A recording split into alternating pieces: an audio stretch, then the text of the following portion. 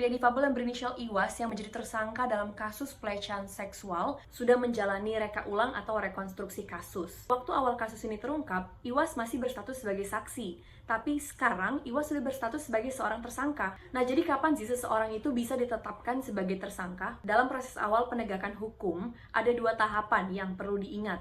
Yang pertama adalah penyelidikan dan yang kedua adalah penyidikan. Untuk lebih mudah dipahami dan diingat, saya menggunakan istilah lidik untuk penyelidikan dan istilah sidik untuk penyidikan. Penyelidikan atau lidik merupakan tahapan untuk menemukan apakah ada tindak pidana dalam suatu peristiwa yang terjadi. Selanjutnya, penyidikan atau sidik merupakan tahapan lanjutan dari lidik, di mana sudah ditemukan adanya tindak pidana, namun mencari siapa tersangka dalam tindak pidana tersebut. Jadi lidik adalah untuk menemukan tindak pidananya, sedangkan sidik adalah untuk menemukan siapa tersangkanya. Di tahap sidik itulah, para penyidik dapat meminta keterangan dari para saksi untuk dituliskan dalam berita acara pemeriksaan, dan akhirnya penyidik bisa menentukan siapa yang menjadi tersangka dalam tindak pidana tersebut. Selain itu, penyidik juga bisa melakukan rekonstruksi kasus.